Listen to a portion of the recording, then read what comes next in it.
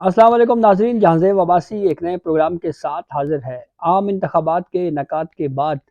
जहां पे सूरत हाल काफ़ी दिलचस्प पैदा होती जा रही है,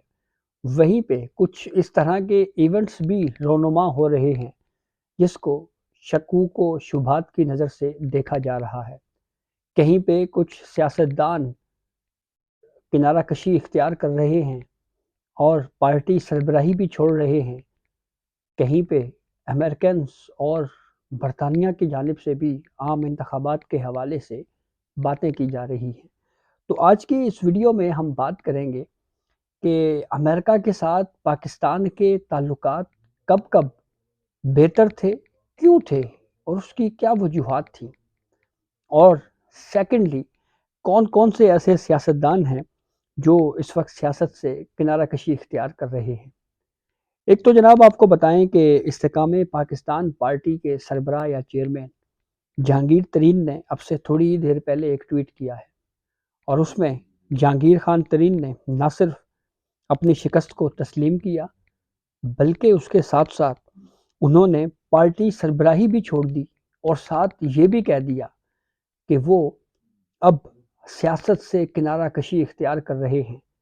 और दुआगो हैं इस मुल्क के लिए। जहांगीर तरीन कौन है? जहांगीर तरीन वो हैं जिन्होंने फौजी आमिर परवेज़ मुशर्रफ के दौर में प्रैक्टिकली सियासत में हिस्सा लिया, और फिर उसके बाद जब मियां मोहम्मद नवाज शरीफ की हुकूमत थी 2013 से 2018 के दरमियान, तो जब मिड में जाके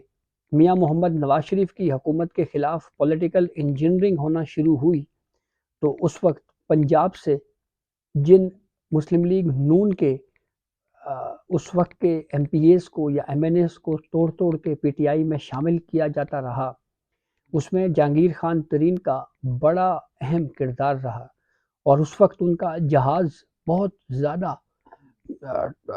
टॉपिक्स में उस पर बात होती थी बहुत ज़्यादा, और ये कहा जाता था जी कि एक विकेट और गिरा दी गई, जहाज़ इधर चला गया, जहाज़ उधर चला गया। लेकिन फिर उसके बाद ये हुआ कि जब अदम एतमाद की तहरीक के बाद इमरान खान ऐवान का या पार्लियामेंट का जो एतमाद है जब वो खो बैठे और वज़ीर आज़म नहीं रहे, तो फिर पीडीएम की 16 महीने की हुकूमत आई, और फिर उसके बाद पीटीआई से कुछ लोग अलग हुए और उन्होंने अपनी एक सियासी जमात बना ली इस्तेकाम पाकिस्तान के नाम से, और जहांगीर तरीन उस पार्टी के सरबराह बन गए। तो फिर इलेक्शन हुए और इलेक्शन में कोई बहुत ज़्यादा अहमियत, अगर हम कहें, या बहुत ज़्यादा तादाद में नशिस्तें इस्तेकाम पाकिस्तान पार्टी नहीं ले सकी। तो फिर जहांगीर खान तरीन साहब ने जनाब पार्टी भी छोड़ दी है, सियासत से भी किनारा कशी इख्तियार कर ली है। दूसरे हैं सिराजुल हक जो अमीर जमात इस्लामी थे, उनकी जानिब से भी ये स्टेटमेंट दिया गया कि वो भी जनाब सियासत से जो है वो अमीर जमात इस्लामी से जो है वो अलग हो रहे हैं, और उसके साथ साथ उन्होंने फिर ये भी कहा कि वो शिकस्त तस्लीम करते हैं। परवेज़ खटक के हवाले से भी ये बात आ रही है कि उन्होंने भी पार्टी छोड़ दी है। थोड़ी देर पहले जीडीए ने 2 सूबाई नशिस्तें भी छोड़ने का ऐलान किया है। ये कुछ ऐसे इवेंट्स हो रहे हैं जिसके ऊपर बहरहाल सवालात या शकूक व शुबहात का इजहार किया जा रहा है। लेकिन फिर एक बात ये भी की जा रही है कि पीडीएम की हुकूमत में जो लोग शहबाज शरीफ साहब की कैबिनेट में थे, उनमें से अक्सरियत इलेक्शन जीती है, लेकिन वो लोग जो मियां मोहम्मद नवाज शरीफ की टीम के तौर के ऊपर जाने जाते हैं, या वो लोग जो शहबाज शरीफ के करीब समझे जाते हैं लोग, वो जीते हैं, और मियां मोहम्मद नवाज शरीफ की टीम में या उनके करीब समझे जाने वाले लोग जो हैं वो हारे हैं। जावेद लतीफ़, साद रफ़ीक, राना सनाउल्लाह, ये वो चंद मिसालें हैं जो बयान की जा रही हैं, इसके ऊपर तबसरे किए जा रहे हैं। अच्छा, अब इन 2024 के इलेक्शंस के मामले के ऊपर जो है वो अमेरिकन्स और बरतानिया जो है वो उसके ऊपर आवाज़ उठा रही है और कह रही है, दोनों ममालिक ये कह रहे हैं, इसके अलावा यूरोपीय यूनियंस भी हैं, उन ममालिक की तरफ से भी ये कहा जा रहा है کہ اس الیکشن کی شفافیت کے اوپر سوالات ہیں۔ ہر ملک میں الیکشنز کی شفافیت کے اوپر سوالات اٹھائے جاتے ہیں۔ پاکستان میں بھی چاہے 2013 کا الیکشن ہو، 2018 کا الیکشن ہو یا 2024 کا الیکشن ہو، ریگنگ کے حوالے سے باتیں ہوتی ہیں۔ کوئی ایک سیاسی جماعت یہ ضرور کہتی ہے کہ ہمارا مینڈیٹ چوری ہوا ہے، لیکن اب کی بار جو امریکہ کی طرف سے بات کی گئی ہے، برطانیہ کی طرف سے بات کی جا رہی ہے،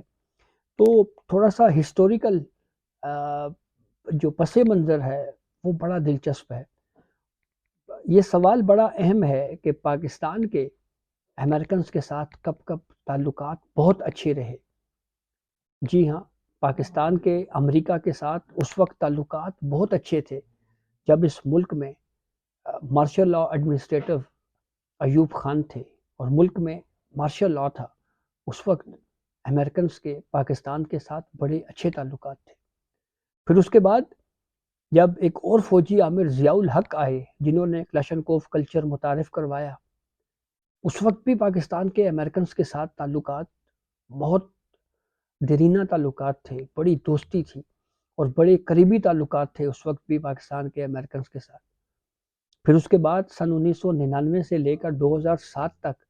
پاکستان کے امریکنز کے ساتھ بڑے دوستانہ تعلقات تھے اور اس وقت ملک میں امریت تھی۔ ایک ڈکٹیٹر پرویز مشرف اس وقت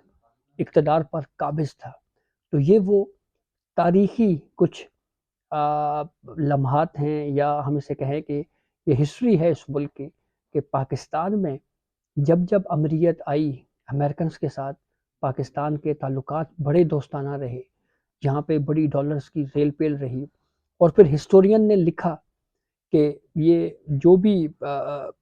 امریت میں جو امریکنز کے ساتھ تعلقات رہے ہیں، اس کے پیچھے کہیں نہ کہیں کوئی کہانی ضرور تھی۔ کبھی یہ کہا گیا کہ یہ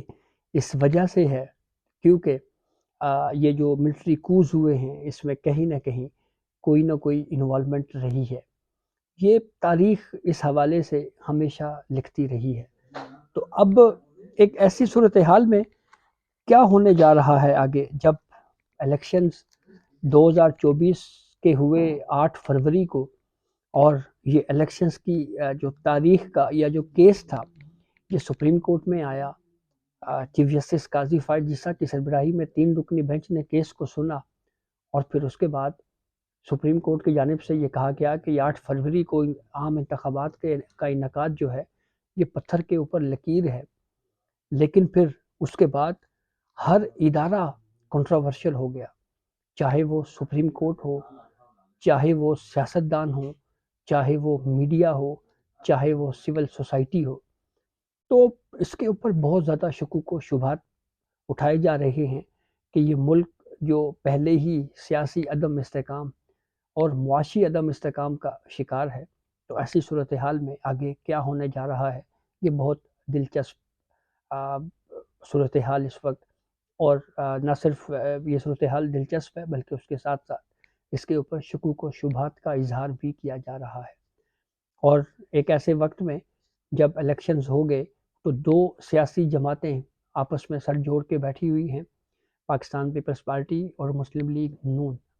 اور اس بات پہ اتفاق کر رہی ہیں کہ ہم مل کر حکومت بنائیں گے۔